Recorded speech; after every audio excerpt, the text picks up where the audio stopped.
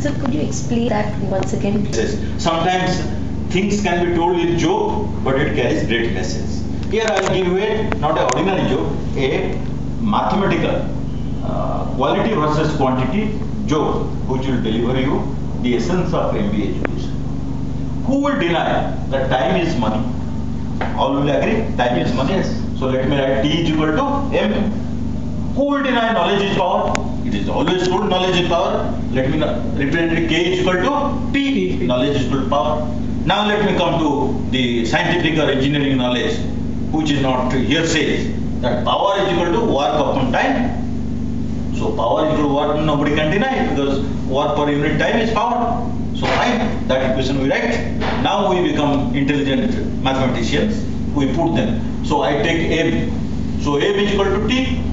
So that is money is equal to time. But the time I take from here, I cross it. So time is equal to W by P, work upon power. So I write work upon power. Now I try to simplify it. So money is equal to, I replace power by knowledge. So money is equal to work by knowledge. Now the interest begins. So if your knowledge is zero, what happens to your money? Your money becomes infinity.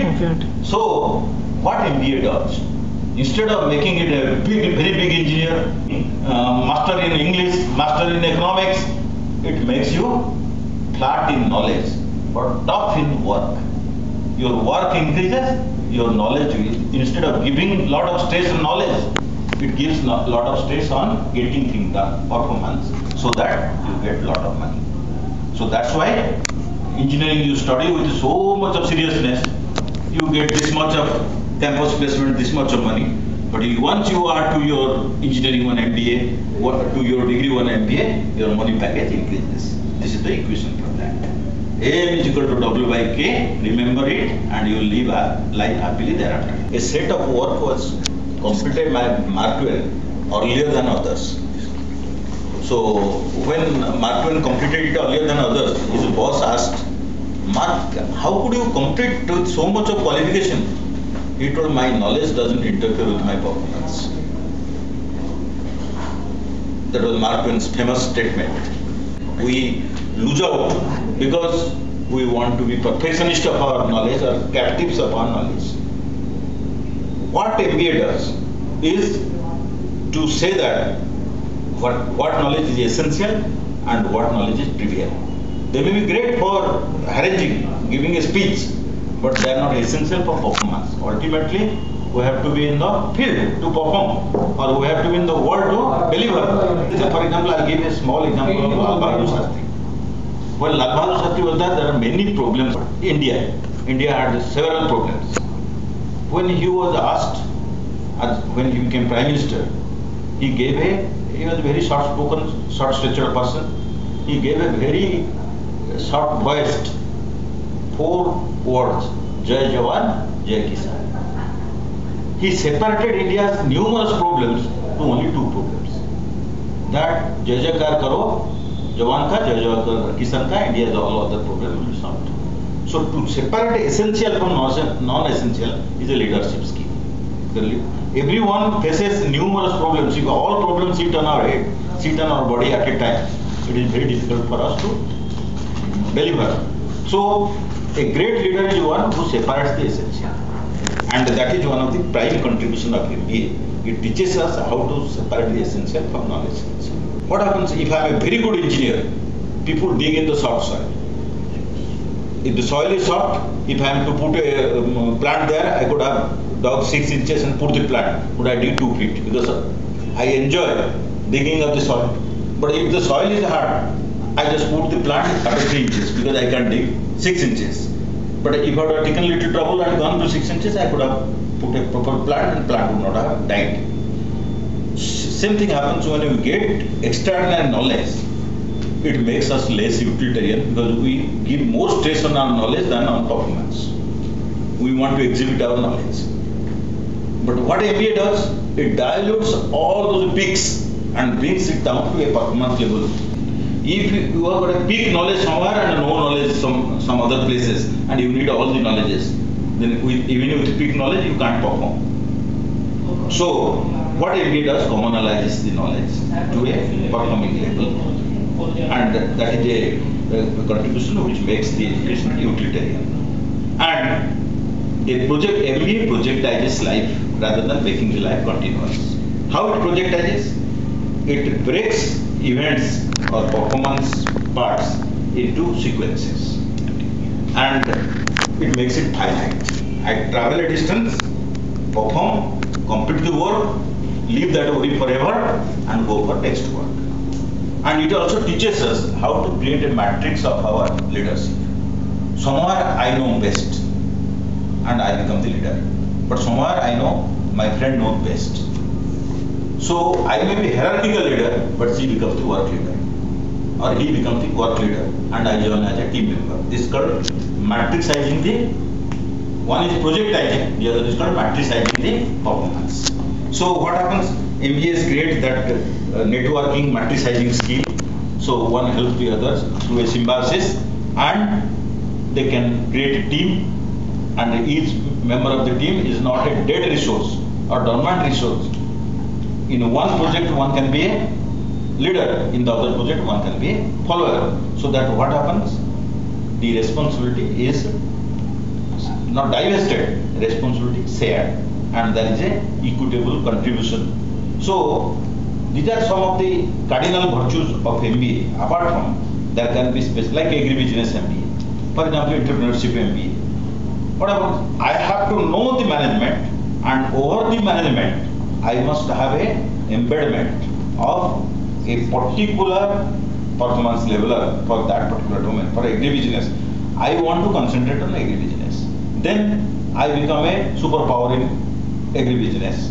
So I must know, imbibe a little more about agribusiness. But that doesn't mean that I should not know anything about management. So there should be a common platform over which I should know the domain, I should know the other domain, that is entrepreneurship domain, or I should know marketing, I should know finance. These are all functional areas. But what I should be good at is the generalization. And that's why Harvard became great, because they taught how to become multidisciplinary. Because Harvard is the quintessential, one of the oldest management schools to succeed. And they are great, till date they are great, because they have made all education into multidisciplinary education. Now, as I told, that there is often told, in fact, Stalin was the one who made it popular, that our achievement is 95% perspiration and 5% inspiration. 5% we get from mamas, from others, 5% benefit we get, but 95% is our hard work.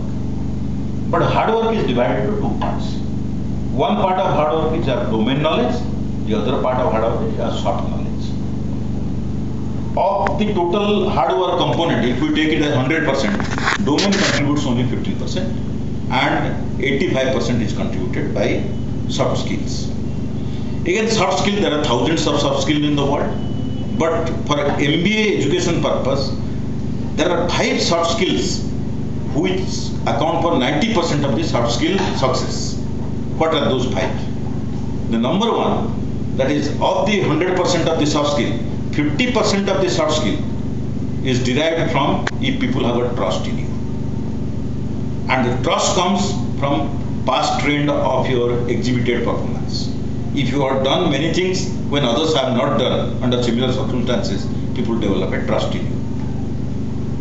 Of course, there are conformity, there are other tests of trust, but trust is the number one soft skill. Trust means not you trust others, people should trust you. So beyond that 50%, there is another 20% which comes out of communication skill. Communication doesn't mean that you should talk in anglicized English and you should be a newsreader type of speaker. Communication means you heart-to-heart communication. People understand you. People are prepared to not only understand you, but reproduce it as a contribution, so that your communication can have a multiplicator effect. Many others can understand the same thing. That is called contribution value of communication. There are 3 values of communication, in fact. One is performance value of communication. Second is contributor value of communication. Third is entertainment value of communication. So here, all these 3 values are great, But of the three values, the contributory value is the best because it creates a viral effect. And this accounts for 20% of the success. 50 for trust, 20 for communication.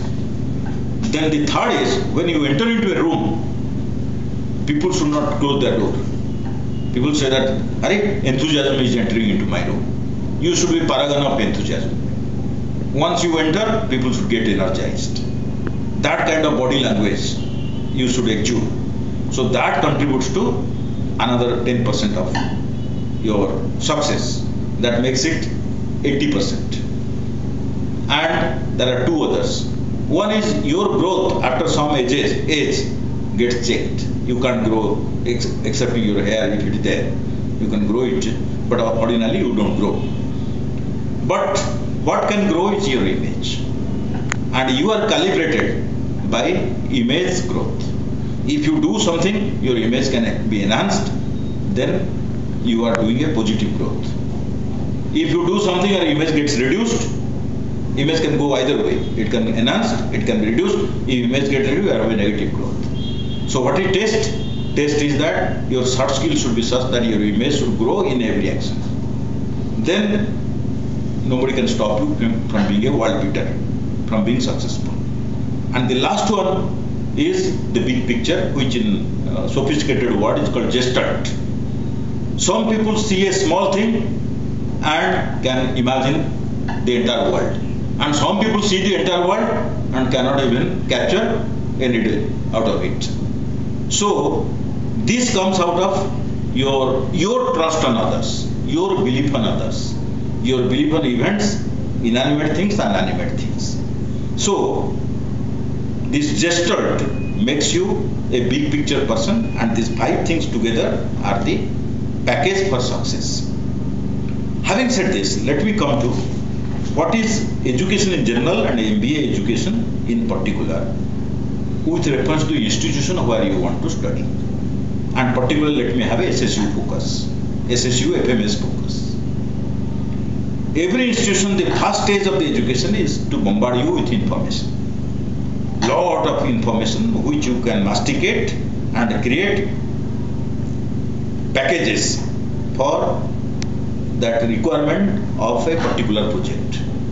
And that information is almost given by every institution. There are some institutions like say IIMs or Harvards or Whartons or some of the Ivy League schools, they give this information in a very systematic way and in an intelligible way, and we assure you we will be one of those institutions. Here we cannot tell that we will be world beater, but we will be one of the peers. We will be one among the many who will be doing this. That is the first stage. But the second stage is more interesting. By reading 200 pages of a book, you cannot swim. By reading 100 pages of a book, you cannot drive. So for swimming or driving, you need to exert your body. You have to get that skill. And again, the knowledge to get converted to skill, we have to use interface between what information we have got and what knowledge we have converted to skill. And like milking of a cow, if you don't milk a cow on the day it is giving milk, that milk goes wasted. It is digested and it fattens the milk udder internally, so milk udder gets closed and you don't get milk if you don't milk the cow for a month. Similarly, if information is not converted into skill through use of your body, then your information gets stored in your body as that milk udder closing fat and you get clogged. So influencing practice here and now is the requirement for the second degree of knowledge through one institution. And that practice orientation, we have got the faculty, we have got the necessary syllabus and strength and inclination to make our MBA practice oriented. So in that, we won't say that we are unique. There are only few others, not like the first one, but for the second one, there are few in the world who are such practice oriented, and we will be one of them.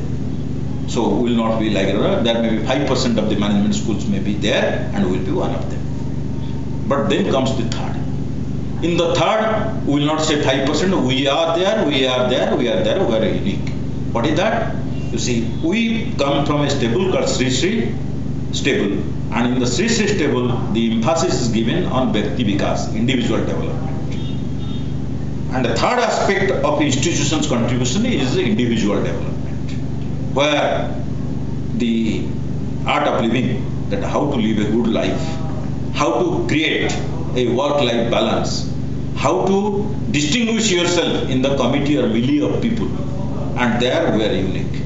And we have shown it to the world for 160 countries, our presence and art of living as a way of life, like democracy is a way of life, or certain religion as a way of life, art of living as a, it's not a spiritual context, it is also a life-forming context, and this will be fully integrated, and in the individual development will be unique in the world. And then comes the fourth. The fourth is what is called, you see why Harvard is great? Because Harvard is the name. If a person with same intellect, he gets a degree from Harvard and he gets a degree from some nondescript institution, his intellect level remaining same, the Harvard fellow walks with his head high because he has got a degree from Harvard. But no lunch is free. The degree from Harvard must cost him a fortune, but degree from a nondescript school must not have cost him a fortune, it is a small amount. But if that nondescript school becomes like Harvard with the same price, that is a value addition. So in management there is a concept, and that concept is called reverse carry forward. What is that? I'll explain in one or two sentences. If I have got a lot of money and I die, my child gets that money as a carry forward. But if I also die and my child becomes a world leader, becomes secretary of UNO, becomes a spiritual leader, or becomes a great teacher, or becomes a minister, or becomes a prime minister, then what happens? They say, this child is K.C. Mishra's daughter. So K.C. Mishra gets it in reverse carry forward. Even if I am dead, my name again comes back because my child has done something. So same thing happens to institutions. In 1964, when I am Ahmedabad was formed, at that time I am Ahmedabad was not great. All those who passed, they passed very cheaply. But now I am Ahmedabad is great. And all those who pass, they don't pass very cheaply. They have to spend fortune. But the brand which they get, the people who had passed in 1964, they also get the same brand. This is called reverse. Intangibles are given reverse carry forward, tangibles are given carry forward. Like in accounting, you go for carry forward, but in truth, if somebody is a great saint, all these intangible achievements, they give a reverse carry forward. So same will happen to Sri Sri being a great brand. Now if you enter in the first year, you get the pride of entering into Sri Sri, creating the first batch very cheaply. One of the cheapest, even in state of Odisha, which is ordinarily cheap, one of the cheapest, you get it. But when the brand is built after some years, you will be proud of that brand, but you would have got it very cheap. And this is called the reverse carry forward effect of an institution. As institutions grow, as institutions become great, they give to the students who have passed in the year that greatness of reverse carry forward. And these are the things which is waiting for you when you join Sri Sri University Faculty of Management Studies. Thank you. Thank you.